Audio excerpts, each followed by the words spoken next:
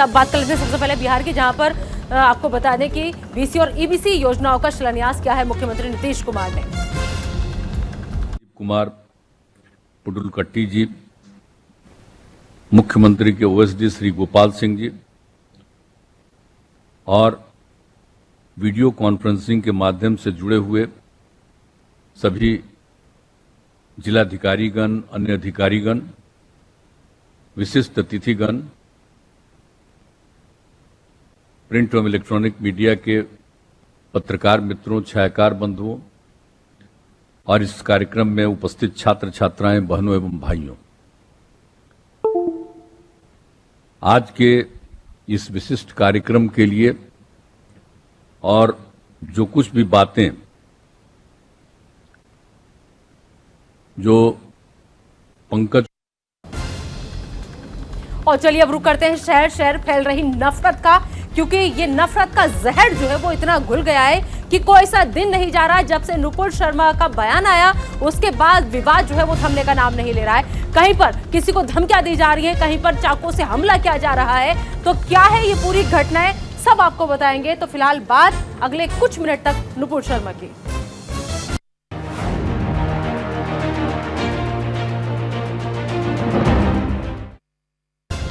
तो कुल मिलाकर आपको बता दें कि जिस तरह से उदयपुर कांड हुआ और इसके साथ ही साथ महाराष्ट्र के अमरावती में जो कांड हुआ है, ठीक इसी तरह का बिल्कुल एक मामला जो है बिहार के सीतामढ़ी से आया है। एक युवक पर चाकू से हमला किया गया, दिन दहाड़े चाकू से हमला किया गया है और कहा जा रहा है कि वो शख्स जो है नुपुर शर्मा का एक वीडियो देख रहा था, जिसके बाद अचानक से उस पर हमला किया गया और उसके बाद उसे घायल कर दिया गया। पूरी जानकारी चलिए हम आपको बताते हैं कि किस तरह से नुपुर शर्मा का समर्थन करने पर कहां कहां धमकियां कैसे मिल रही हैं। और देखिए इस पूरे मामले में अभी तक क्या कुछ हुआ है। सागर, शहर शहर नफरती जहर, इसीलिए हमने जिक्र किया क्योंकि उदयपुर, अमरावती, बिहार, उसके बाद गुजरात, हर दिन कहीं ना कहीं से तस्वीरें सामने आती ही रहती हैं। बीजेपी सांसद को धमकी मिली समर्थन के चक्कर में, वहीं सीतामढ़ी में युवक पर हमला किया गया। इस वीडियो में कहा यह जा रहा है, जो बातें सामने आई कि ये नुपुर का समर्थक है, इसको मारो। फिर उसके बाद चाकू से हमला किया गया। सोचिए ये नफरत का जहर किस तरह से लोगों के अंदर समा चुका है। बात करेंगे सूरत में व्यापारी को जिस तरह से धमकी मिली नुपुर के समर्थन में, और लगातार अब यहाँ पर तस्वीरें जो सामने आ रही हैं वो तस्वीरें बहुत ही देखिए दुखदाई हैं कि आखिर एक बयान पर इस तरह से हंगामा क्यों, जिस पर सुप्रीम कोर्ट ने एक्शन भी ले लिया। ठीक है, बिल्कुल। और ऐसे में देखिए नुपुर को लगी थी फटकार, दरअसल सुप्रीम कोर्ट पहुंची वो, तो क्या कुछ हुआ जल्दी से आपको बताते हैं। नुपुर के चलते उदयपुर की घटना हुई, ये अब सवाल उठने लगा है। इसके अलावा आपको बता दें कि नुपुर शर्मा को मांगनी चाहिए माफी। ये मांग उठ रही है कि नुपुर शर्मा का जो जो समर्थन कर रहा है वो जान से जा रहा है। ऐसे में टीवी पर आकर नुपुर को माफी मांगनी चाहिए, ये कहा गया है। सुप्रीम कोर्ट की तरफ से ये फटकार लगाई गई है क्योंकि नुपुर शर्मा को लेकर ही तमाम जगहों पर धमकियां मिल रही हैं। लेकिन नुपुर शर्मा है ये भी आप जानिए, पेशे से वकील हैं और लंदन स्कूल ऑफ इकोनॉमिक्स से इन्होंने अपनी पढ़ाई की। इसके बाद जब इन्होंने सियासत में कदम रखा तो एक प्रवक्ता तो बेहतरीन, लेकिन उसके बाद विवादों से भी इनका नाता रहा। दिल्ली विश्वविद्यालय छात्र संघ की ये अध्यक्ष भी रह चुकी हैं नुपुर शर्मा। बिल्कुल। और ऐसे में छात्र राजनीति से निकलने के बाद नुपुर बीजेवाईएम में सक्रिय हुई हैं और इसके बाद धीरे धीरे ये राजनीति में सक्रिय होती हुई नजर आई। नुपुर शर्मा भारतीय जनता पार्टी की प्रवक्ता रही हैं। विवादित बयान के बाद उन्हें निलंबित कर दिया गया। अमरावती में केमिस्ट की हत्या की गई 21 जून को। तो नुपुर शर्मा का जिसने समर्थन किया उसे जान गंवानी पड़ी। 28 जून को उदयपुर में टेलर की हत्या कर दी गई। इस वक्त भी इसी तरह की स्थिति देखने को मिल रही है जो उदयपुर में देखने को मिला। उसके बाद 5 जुलाई को मुरादाबाद में एक युवक को धमकी मिली क्योंकि उसने भी नुपुर शर्मा का समर्थन किया था।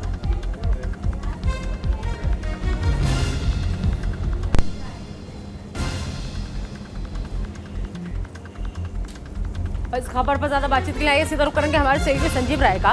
संजीव राय, सवाल यह है कि जिस तरीके से जो नफरत भरा माहौल हमारे देश में चल रहा है, हर दिन एक नया विवाद खड़ा हो रहा है, हर दिन एक नया मामला सामने आ रहा है। किसी को धमकी भरा लेटर दे दिया जाता है, किसी पर चाकू से हमला कर दिया जाता है।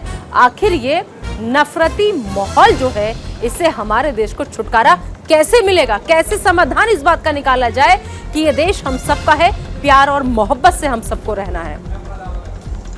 देखिए, नुपुर शर्मा का जो आज बयान आया था उदयपुर के बाद कई जगहों पर लेकिन बिहार के संदर्भ में अगर बात करें तो आपको याद होगा आरा में एक चाय वाले की दुकान तोड़ दी गई थी, उसके साथ मारपीट की गई थी और मामला इतना बढ़ गया था कि प्रशासन को एक्शन लेना पड़ा और दो समुदायों के बीच जमकर मारपीट भी हुई थी। और उसके बाद फिर एक नया मामला देखिए सीतामढ़ी में आया है और सीतामढ़ी में जिस तरह से युवक की चाकू से गोद कर उसको पूरी तरह से जख्मी किया गया और मुझे जो अपडेट है उसमें कि वो दरभंगा में उसकी स्थिति नाजुक है और उसका इलाज किया जा रहा है। तो ऐसे गंभीर मामलों में कहीं न कहीं समाज में इसका एक बहुत बड़ा बुरा प्रभाव पड़ रहा है।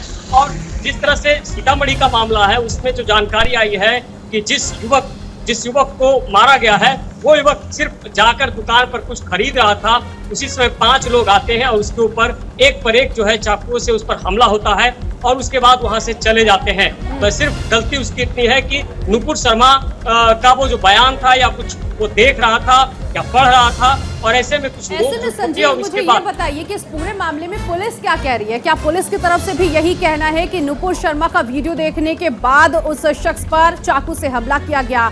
और क्योंकि अलग अलग जगहों पे मैंने भी देखा कि वो जो शख्स जो घायल है वो कह रहा है कि पुलिस ये कह रही है कि हो सकता है कि दोस्ती के चक्कर में कोई विवाद रहा है जिसके बाद उस पर हमला किया गया, लेकिन शख्स ये कह रहा है कि जिन लोगों ने उसे चाकू से उस पर हमला किया वो उन्हें जानता नहीं है। तो सवाल ये कि फिर दोस्ती कैसी? पुलिस क्या कह रही है इस पूरे मामले को लेकर?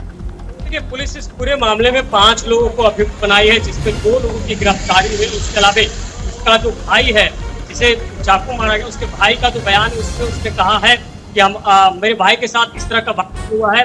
तो पुलिस और 3 लोगों की तलाश कर रही है। 2 की जो गिरफ्तारी हुई है उससे पुलिस जो है इस पूरे मामले में पूछताछ कर रही है। और अब ये राजनीतिक गलियारों में भी इस पर चर्चा शुरू हो गई है।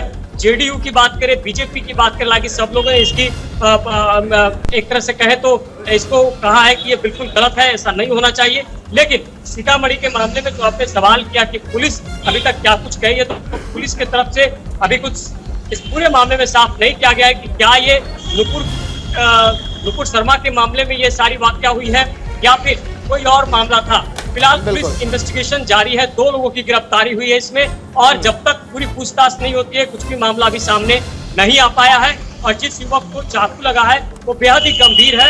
हालांकि उसके भाई के बयान के हिसाब से तो यही लगता है कि जो मामला है वो नुपुर शर्मा के मामले को लेकर ही इस पूरे मामले पर विवाद हुआ है। लेकिन पुलिस की तरफ से अभी तक आधिकारिक तौर पर कुछ भी बयान सामने नहीं आ पाया। लेकिन संजीव आखिर ये जहर घोला किसने उस शख्स में जिसने चाकू मारा? कहां से उसको, मतलब कि जिस तरह से पूरे देश भर में माहौल हम देख रहे हैं उसके बाद ये मामला तो शांत होना चाहिए लेकिन बढ़ता ही चला जा रहा है। संजीव देखिए सागर बिल्कुल सही बात है। ये जिस तरह से उन्माद फैलाया जा रहा है कहीं न कहीं जो एक शांति बनी हुई है इस पूरे देश लेवल पे अगर हम बात करें तो जिस तरह से एक शांति भंग करने की कोशिश की जा रही है ये बहुत कह सकते हैं गंभीर मामला है कि इसके पीछे कौन से लोग हैं। और जो बाकी आई वो 5 जो है युवा थे और 5 एक उम्र के लड़के थे। तो आखिर इस तरह का उन्माद कौन फैला रहा है? आरा में भी यही स्थिति हुई थी। आरा में जिस तरह से एक बैग चाय वाले को आके उसके साथ मारपीट की गई, उसका दुकान तोड़ दिया गया। तो आखिर इसके पीछे जो उन्माद फैलाना चाहते हैं, जो समाज के अंदर कह सकते हैं कि वैमनस्य की भावना या एक तरह से कह सकते हैं कि एक दूसरे समुदाय के बीच पूरे मामले में आगे क्या एक्शन लिया जाता है नजर बना रखिएगा। शुक्रिया पूरी जानकारी के लिए।